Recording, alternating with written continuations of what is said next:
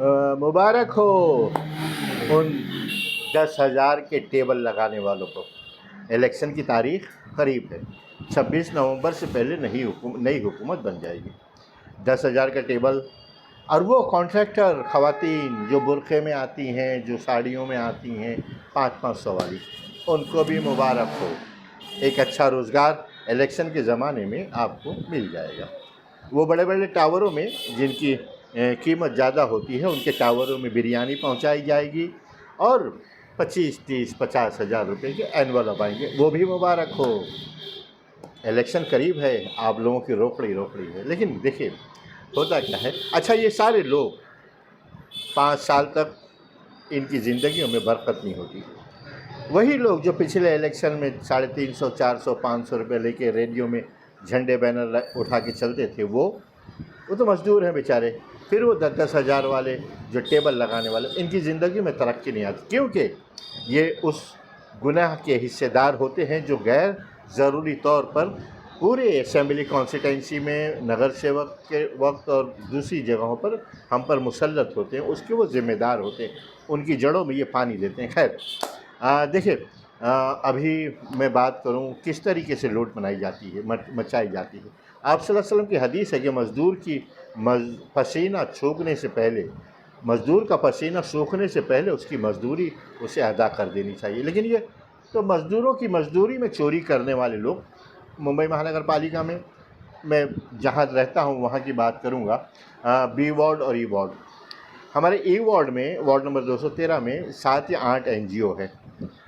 हर NGO में 13 से 20 labour होते हैं।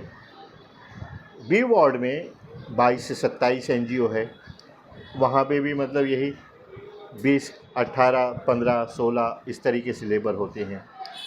पूरे बी वार्ड में 2 वार्ड हैं, 2 वार्ड क्या 1.5 वार्ड है। 1.5 वार्ड में कितने लेबर हैं आप अंदाज़ा जोड़िए, इंटू 27, 18, 15, 7 इंटू 15।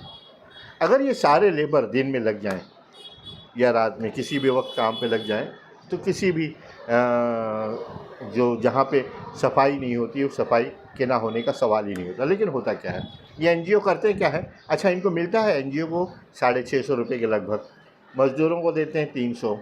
अगर ये 7 NGO में जो बनते हैं 80, 90, 100 जो लेबर बनते हैं वो पूरे आ जाए, अच्छा मज़दूरों को मज़दूरी देते हैं 300, 350 मिलते हैं वहाँ पे, लेबर पूरे लगते नहीं, आधे भी लगते नहीं। अच्छा फिर इसमें हिस्से बाटी किसकी होती है, वो SWM के ऑफिसर्स की, ऐसा हमें सूत्र बताते हैं। फिर उसके बाद में हिस्से बाटी किसकी होती है, वो लोग जो हज उम्रा करने में हर महीने दौड़ लगाते हैं, 6 महीने में दौड़ लगाते हैं, साल में दौड़ लगाते हैं, रमज़ान में उम्रा करते हैं और यहाँ वहाँ जाते हैं। ये ऐसे लोग मज़दूरों की मज़दूरी को मार कर किसको धोखा देते हैं ये। ठीक है, अब आ जाइए MLA फंड पे। MLA फंड से फिर मैं आऊँगा BMC की तरफ। अब वो बड़े बड़े बोर्ड लगने लगे हैं, 2 लाख, 3 लाख, 5 लाख, इसकी नुमाइश तो होती है। लेकिन आपकी बिल्डिंगों को अगर 3 लाख रुपए फंड मिला है, लोग ऐसा बताते हैं कि 3 लाख रुपए में 1.5 लाख रुपए तो ऊपर ही बढ़ जाते हैं, फिर 20% GST कट जाता है, बचा कितना 60, 70, 80 हज़ार, 90 हज़ार, लाख रुपया। लाख रुपए में वो कॉन्ट्रैक्टर भी कमाएगा और आपको काम भी करेगा।